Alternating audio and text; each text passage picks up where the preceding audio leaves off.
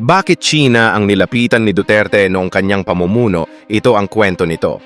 Una, ang kanyang paniniwala sa mga Amerikano. Noon pa man ay malapit na ang Pilipinas sa Amerika. Pero alam ni Duterte na isang panig lang ito. Pinuna ni Duterte ang mga Amerikano dahil sa pananakop nito at pakikialam sa mga lokal at patakaran ng batas. Alam ni Duterte na tinitignan lang ang Pilipinas bilang mababang uri ng kaibigan at hindi sapat ang binibigay na tulong militar at pang-ekonomiya. Kaya ang China ang nilapitan nito. Dahil nakikita niya ang oportunidad sa ating kapitbahay ang China. Nagalok ang China ng malalaking puhunan para sa malalaking proyekto at kalakalan at turismo. Naniniwala si Duterte na makakatulong ito sa ekonomiya ng Pilipinas sa pamamagitan ng pakikipagkaibigan sa China. Ang layunin ni Duterte ay makakuha ng mas maraming mamumuhunan mula sa China at makapasok ito sa mas malaking merkado.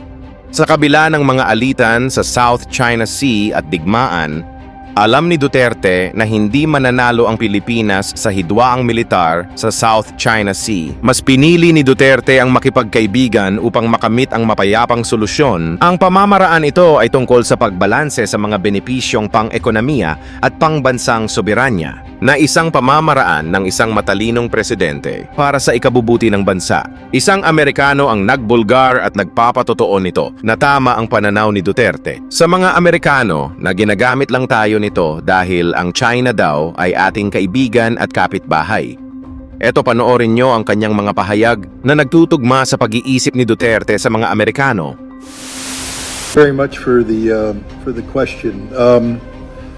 Just so you know, I have a little bit of background in the Philippines. In 1986, I was deployed there as a platoon commander to reinforce the Subic garrison after the fall of the Marcos regime. There was concern about the New People's Army, so I have a warm spot in my heart for the Philippines.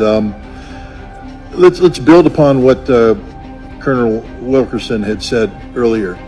The United States is incapable of fighting a sustained conflict against a peer-level force. The United States cannot fight and engage China and win.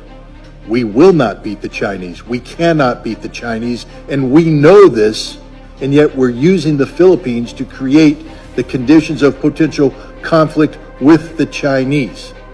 Please understand that for the Filipino people, this is a recipe for disaster.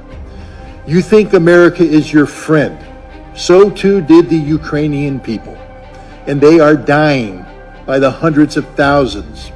Friends don't let friends die in those quantities. The Ukrainians have been displaced by the tens of millions. Friends don't let friends have their cities destroyed in this manner. Friends don't let friends have families separated, have mothers and children destined to a life of refugee status in perpetual poverty. That's not how friends behave. America has never been the friend of the Ukrainians, and we are not the friends of the Filipinos. We don't like you. If we did like you, we wouldn't be doing this to you. We are using you. You are a tool. Nothing but a tool, and when the tool ceases to be useful, we will discard you. And discard you means usually after a war that devastates you. We are using you to gain some sort of momentary leverage over the Chinese. We will fail. The Chinese will win, and you will be destroyed. End of story. It's high time the Filipino people pressure their government to start sitting down and engaging the Chinese government responsibly. China is not your enemy. China is your neighbor. China is your friend. China doesn't want war.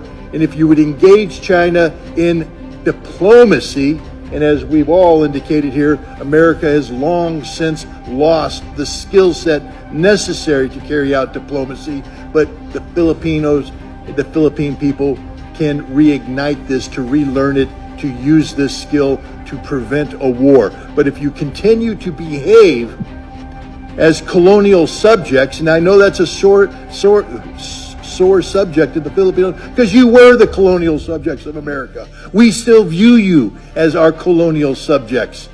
We don't like you, we don't care about you, we just want to use you. Grow up. Grow up and act responsibly. Take control of your own future. America is not here to help you. America is here only to use you until there's nothing left, and then we will discard you on the trash heap of history.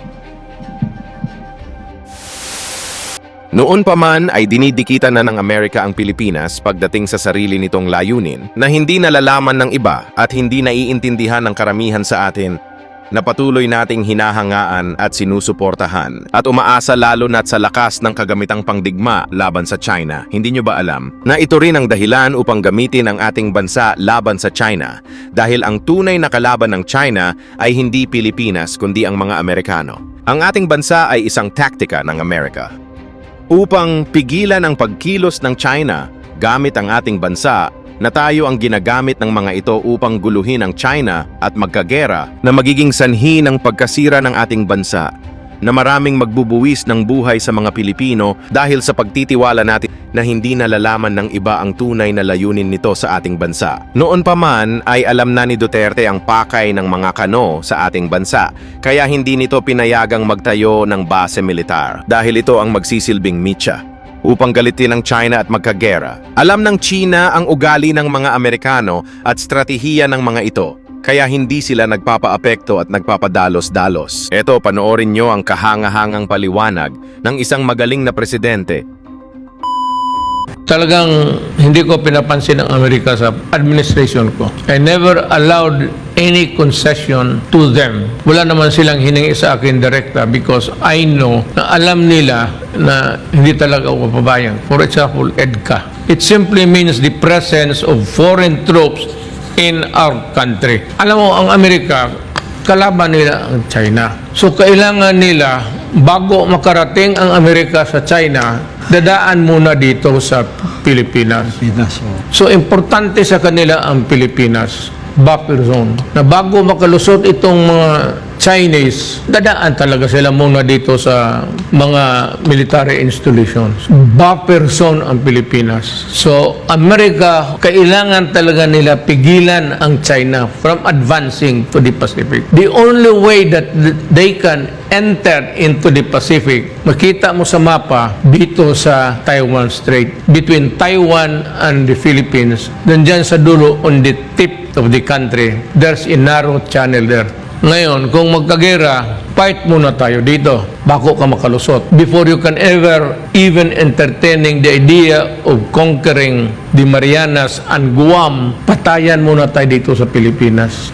So, ang problema ngayon is they have asked many military bases. Pag military base, armas talaga yan. Missiles yan. So, 1, 2, 3, 4, 5, 6, 7 siguro ang Cagayan. So, anong gawin ng China nito? Kung mag-away sila ng Amerika. Sino ang kalaban nila? Amerika? Oh, saan ang Amerika? Nandito sa 1, 2, 3, 4, 5, 6, 7. Kaya, bombabahin talaga nila yan. Luzon, Visayas, hanggang Cagayan de Oro. Sus Mariosep, marami pa namang magaganda sa Cagayan de Oro.